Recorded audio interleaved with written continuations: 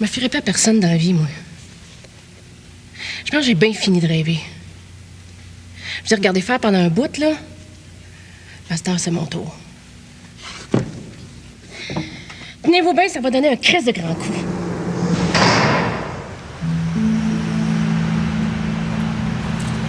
Que je te raconte l'histoire de Monica encore une fois? Bien, Monica, c'est un personnage des années 50-60. C'est peut-être le personnage le plus représentatif du Montréal des années 50-60. Montréal était en pleine transformation à l'époque. Il y avait la fameuse opération Bulldozer et il y avait cette espèce de fête qu'on préparait, le Expo 67. Mais à côté de la fête, il y avait un enfer pour bien des gens. Il y avait beaucoup de misère à Montréal et Monica appartenait à ce monde de misère et à cet enfer. Et elle a voulu s'en sortir, elle et ses enfants. Elle a voulu, en utilisant les seuls moyens qui s'offraient à elle, sortir de ce milieu de misère. Et j'ai écrit un roman il y a quelques années sur Monica. Un roman qui fait aujourd'hui l'objet d'un film. Et j'ai voulu voir comment ceux et celles qui avaient porté cette histoire à l'écran interprétaient le personnage, la légende, la réalité, le rêve de Monica la mitraille.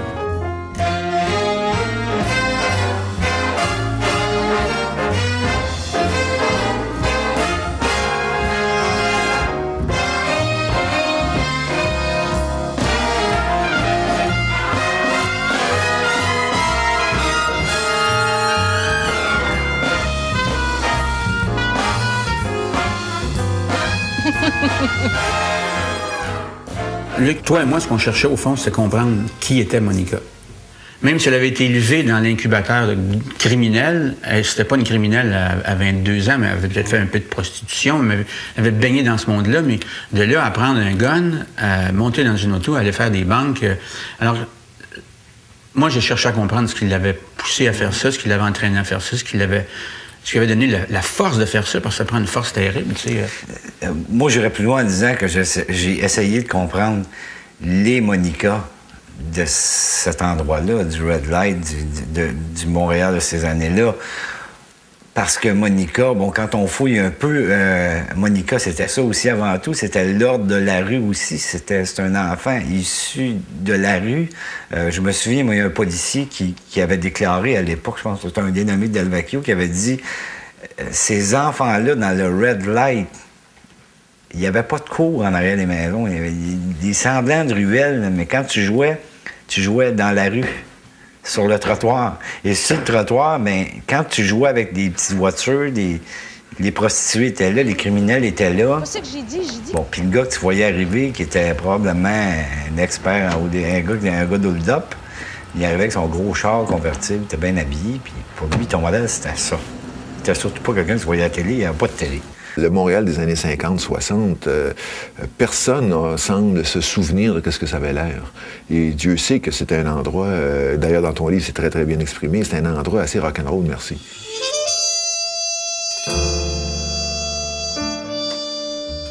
Il y a aussi tout le drame qui se situe autour de décisions politiques, de faire en sorte que la pauvreté n'existerait plus si on la détruisait. Ça aussi, c'est fascinant. Ce sont des décisions politiques qui sont passées inaperçues parce que c'était un signe de modernité. Et surtout l'arrivée de l'Expo 67, où là, le drapeau voulait faire le ménage. Bon, puis Monique, c'en était une. Sa famille, c'était l'une des familles qui avait été déplacée pour qu'on construise le plan d'Auroy. C'était voilà. des sortes d'exilés. En fait, on les poussait, hein? Oui. On voulait presque les noyer dans le fleuve. Absolument. Je me souviens avoir regardé des films d'archives et avoir vu des manifestations de gens qui demandaient de l'eau potable à Montréal dans les années 60. De l'eau potable. On part de loin, là. Donc, cette espèce de mémoire-là, on l'a pas. Là, on s'en va dans le quartier où Monica est née. Monica, elle est née sur la ruelle Le Duc, qui se trouvait entre la rue Sainte-Élisabeth et la rue, je pense, c'est de Bullion. Du temps de Monica, elle avait 17-18 ans quand ses parents, comme tous les voisins, tous les gens, tout le milieu dans lequel elle était née, dans lequel elle avait vécu, ont été déplacés parce qu'on construisait les habitations Jeanne Mance. Pour Monica, comme pour beaucoup de gens, ça a été tragique, ça. Ce que j'ai retenu beaucoup de la période, la jeunesse de Monique, de toute cette jeunesse-là, puis de toute cette époque-là dans le Red Light, c'est quand tu parles de prostitution, tu sais. Bon, on est assis là, ça va bien, les gens nous regardent à l'écran, nous, on est là, on se prend, on prend un petit café le matin, puis on parle de prostitution, tu sais. quand t'as rien à manger, puis qu'il y a quelqu'un qui veut te poigner les fesses pour 5$, tu te dis, si tu me les pognes 2 fois, j'en ai-tu 10? Tout le rapport à la sexualité, au sexe, n'est pas le même. C'est tout pareil, hein? Toutes des petites salopes qui passent le vie à rêver du prince charmant. Vous êtes juste de la peau, les pitouilles. Mettez-vous ça dans la tête une fois pour toutes, et prenez votre trou. Il n'y avait pas eu non plus l'espèce de, je dirais pas de culture, mais d'éducation qui fait que tu peux rentrer à 9 h le matin puis à 5 h puis respecter un boss. Ils ne voulaient pas avoir de boss. C'était des gens qui avaient une notion de la liberté assez intransigeante, je trouve. Écoute, bon, on a entendu un témoignage dans le cadre du méga procès des motards. Je pense qu'il y a un des motards qui, dans une discussion qu'il y avait, je me souviens plus, mais ça a sorti dans les journaux un peu partout, où il disait... tu sais, il y a des gens qui se lèvent le matin, qui s'en vont dans le trafic, sur le pont Champlain, qui vont travailler, qui payent leurs impôts, qui ont de la difficulté à arriver, ils ont des enfants, puis vous allez dire que c'est moi le cave. Ça existe encore, ce genre. Il y a des gens qui pensent comme ça. Il y a une série qui marche, s'appelle Les Bougons. C'est ça, c'est bon. Ça, c'est la philosophie de Mario. Et d'ailleurs, Mario considérait qu'il était un homme d'affaires, lui. Come on. You dig woman? With big tits. Come on. Ah, big tits, hein? Non? C'est un gars qui était très attiré par le côté businessman de l'affaire. Il voulait faire de la pièce avec à peu près n'importe quoi, tu sais. C'est amusant ce que tu dis de businessman parce qu'il m'avait raconté, moi, lui, il n'était pas tellement braqueur de banque. Il en a fait. Ouais. Mais lui, il se considérait vraiment comme un homme d'affaires et il volait des camions. OK. Des cargaisons de camions. OK. Et des camions, par exemple, de matelas. Il volait un camion de matelas, des camions de cigarettes, comme ça se fait encore maintenant. Et là où il disait qu'il était homme d'affaires, c'est qu'il fallait que la cargaison soit vendue avant qu'il vole le camion de matelas, par exemple. Tu peux pas garder dans ta cour un camion de matelas. Et il s'est fait prendre une journée, il avait volé un camion de dinde congelée, puis à l'époque, les congélateurs n'existaient pas, puis ils n'ont pas réussi à placer, puis ça a pourri. Tu as besoin d'une TV, toi? Oh, regarde ça, belle TV. Oui, donc, belle TV. J'en ai un truc plein, là. Oui, bien, c'est la philosophie des gens de cette époque-là, puis de ce coin-là. Ils n'ont pas d'autre moyen de s'en sortir que ça. Qu'est-ce que ça, tu d'ailleurs, dans ce que tu as écrit, toi, dans ton scénario, la parenté entre le milieu criminel et le milieu de la police, on le voit beaucoup plus que dans le livre que j'ai écrit, moi. Oui, on m'a parlé de toute cette époque-là, de la Maine, de la Sainte-Catherine, qui faisait quoi, comment ça fonctionnait. C'était quoi le Red Light? C'était quoi la Maine? Comment ça fonctionnait? C'était quoi le fameux St. John's Café?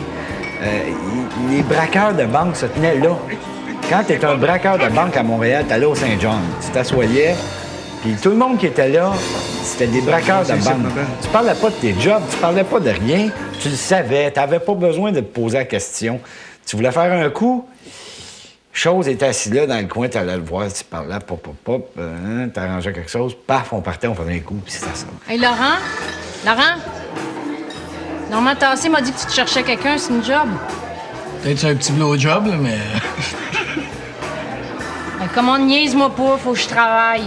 Les femmes dans les années 60, pour la plupart, c'était bobonne à la maison. On n'était pas encore aux femmes qui faisaient des carrières vraiment. Puis une femme être chef de banque puis braquer des banques parce qu'elle venait d'un milieu où c'est le seul moyen qu'elle a trouvé de se sortir de sa misère, pour les gars, à l'époque, ça devait être fatigant. OK, qu'est-ce qu'on disait? Monique, Debbie et Steve vont à la plage avec un panier, une nappe, des sandwichs, de la liqueur, des chips, un avion et beaucoup de sous. Au cas où. Qu'est-ce qui t'a intéressé dans le scénario, dans le personnage? Quand Pierre m'en parlait, il me racontait toutes sortes d'anecdotes, tu sais, qu'elle tricotait ses cagoules, qu'elle était bien aimante avec ses enfants, elle faisait de la maudite bonne sauce à spag, comme son frère dit, puis en même temps, qu'elle lidait, puis qu'il l'appelait le gars de la gang.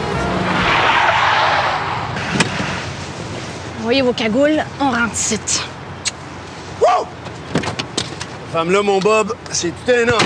Si Monica, ça avait été un gars qui avait fait une série... Parce qu'il y en a eu des gars qui ont fait une série de À vol de l'époque, balle. Montréal était la capitale nord-américaine des vols de banque.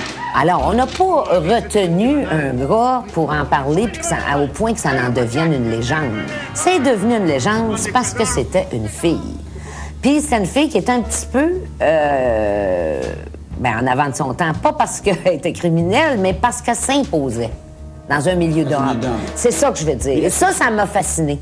Puis en plus, une femme de tête aussi, tu sais, mais de guts, de chair.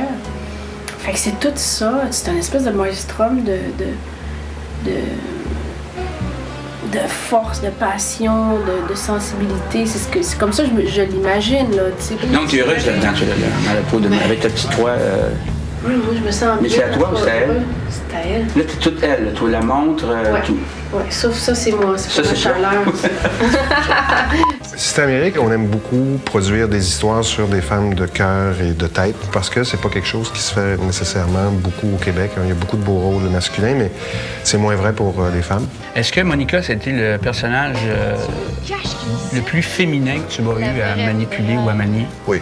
Oui, c'est le rôle féminin le plus important que j'ai toujours aimé travailler avec les personnages féminins. Parce que dans des univers d'hommes, c'est le fun quand tu peux avoir une petite bouée de sauvetage puis t'occuper d'une femme. Les personnages féminins, pour un réalisateur, on a toutes nos muses. Puis ce qui fait que tu te lèves à 7 h ou à 5 h tous les matins, c'est parce que t'as Céline Bonnier ou t'aimes tout le monde, là, tu sais. Mais quand t'as Céline Bonnier, ça part bien la journée. Et Céline Bonnier, pourquoi elle? Bien, c'était notre première idée, à tout le monde. C'est la meilleure.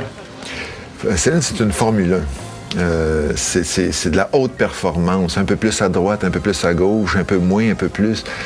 Toujours ouverte, te questionne, hein? T'es pas Dieu le Père, au contraire. Puis t'as l'avantage d'avoir des bonnes réponses. Mais une fois qu'elle embarque, elle embarque. Et c'est une intuitive aussi, c'est qu'elle se jette à l'eau.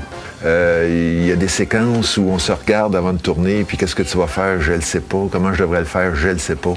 On essaie-tu quelque chose, on essaie quelque chose. Attention, 3, 2, 1. Action! Des fois, c'est absolument fulgurant à quel point l'intuition, à quel point l'émotion peut sortir alors qu'elle se jette à l'eau. Puis là, elle est vraiment pure. Monica, en fait, à chaque jour, moi, j'ai le trac. J'ai pas ça tout le temps. Quand je tourne. Mais Monica, à chaque jour, c'est ça. Elle m'énerve. Je sais pas pourquoi. Peut-être parce qu'elle a existé. Peut-être parce que je suis obligée de la deviner puis je la connais pas. Tout à fait. Tu sais, j'invente pas quelqu'un. Comme personnage, c'est intriguant. T'sais, Monica la mitraille, tu dis ça à des gens.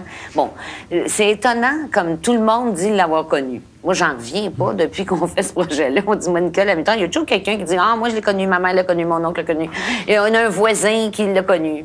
On sait certaines anecdotes, mais quand tu demandes à certaines personnes, d'un coup, ça change d'angle. L'anecdote change, puis oups, ça devient autre chose, tu sais. Puis même au jour le jour, en taxi, quand il y a des taxis qui me prennent à 4h30 le matin pour partir sur le lieu de tournage, souvent, il y a des chauffeurs de taxi qui l'ont connu de près ou de loin, qui ont eu des contacts. C'est fascinant. C'est une espèce de mythe, là, maintenant. Est-ce que tu savais qui c'était, Monica, toi? Moi, je connaissais pas Monica avant le livre. Quand le livre est sorti, il y a quoi, 3-4 ans? 4-5 ans. 4-5 ans. Mais tu étais trop jeune à l'époque. Non, moi, je suis en 67, je suis né en 65, donc j'étais au Saguenay, ça me disait rien, tout ça. Mais moi, j'ai pas connu. Hein. C'est juste l'expression que ma mère adorait, qui était Machine Gun Molly. Ouais. Ça la faisait rire au cube. Puis j'ai toujours, à chaque fois qu'il y avait quelque chose de noir, de très violent, de dark ou de très révolté, on appelait ça une Machine Gun Molly, de n'importe quoi. Quand on t'a proposé de jouer dans ce film-là, t'avais aucune idée de qui était Monica? Non, pas vraiment. À part dans une toune de Dan Bigra. Oui. À un moment donné, il parle de Monica la mitraille. Fait que j'avais déjà entendu parler de ça, moi. Mais je savais pas quel mythe c'était, cette femme-là. Bien, aujourd'hui, il est assez difficile de faire la part de la réalité et de la part de la légende, mais chose certaine, Monica a voulu sortir du monde dans lequel elle vivait. Puis elle y a réussi à sa façon. Tout le monde